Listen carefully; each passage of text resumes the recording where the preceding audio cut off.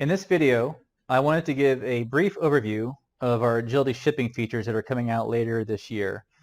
So the intent of this video is to, for one, give you a forward-looking view as to where we're going with Agility shipping. But also, if you like it what you see and you've got some ideas, we would appreciate any feedback you would like to give us as we continue to build this out and add more and more features for shipping. What we've done with our Agility shipping module, though, is a little bit different than what is typically out there in the Business One world. What we've attempted to do here, and I think you'll see it in the video, is integrating all the UPS, FedEx, and USPS features directly into our Agility adaptable framework. So all the customizability and all the handheld and desktop features that you're used to, you can now tie the UPS, FedEx, and USPS integration directly into any of those projects. And I'm going to show you what it's like here in this video.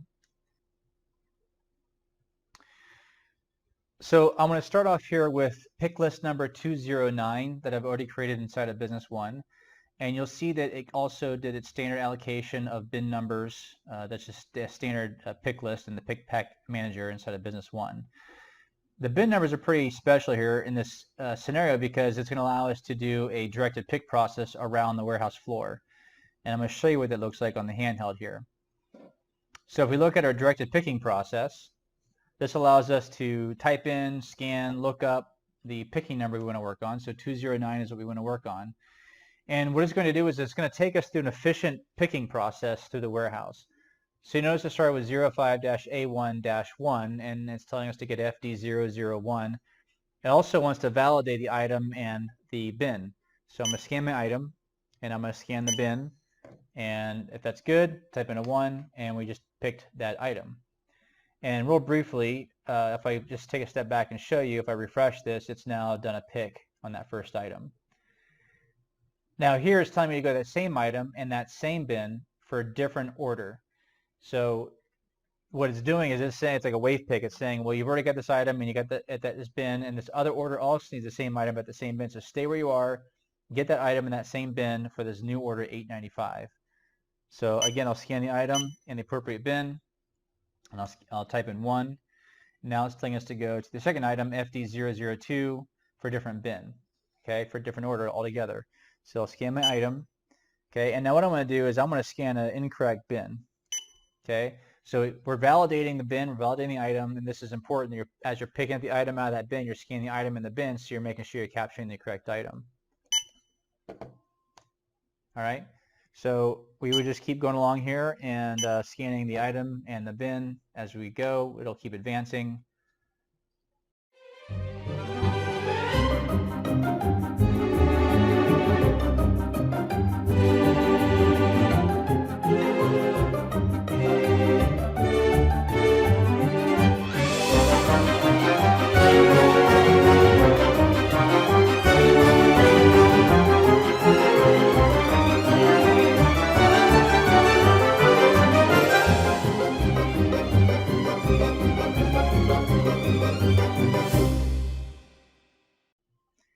Okay, now we're done picking, and as soon as we pick that last item, it's going to tell us that it's fully picked. And now if I go back here to the pick list in B1 and refresh it, we can see that we picked all the items on the pick list. So now that we've picked everything, it's time to pack it. And I'm going to show you 2 ways we can do that. The first way is going to be using our Agility Pack Station. So I'm going to put my pick list number of 209 in here. And we've got a bunch of different, all those orders and items are on the pick list. They are in here. If I pick the first item here, or the first order 889, it's going to tell me that if I look down the bottom, I've only got 1 item on this order. That's an opportunity to say I'm going to single pack. So I might just choose single pack this order since it's only 1 item. So if I choose single pack,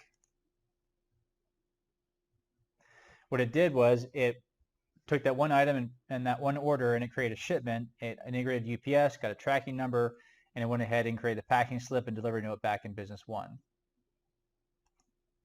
So then it popped off the list there. So if we go quickly refresh this, we see this one now, 889, has been created. A delivery note has been created. We'll look at the target document, and we can look at the packing slip. And we can see create a package. The carton, there's total weight, and there's the item in that carton.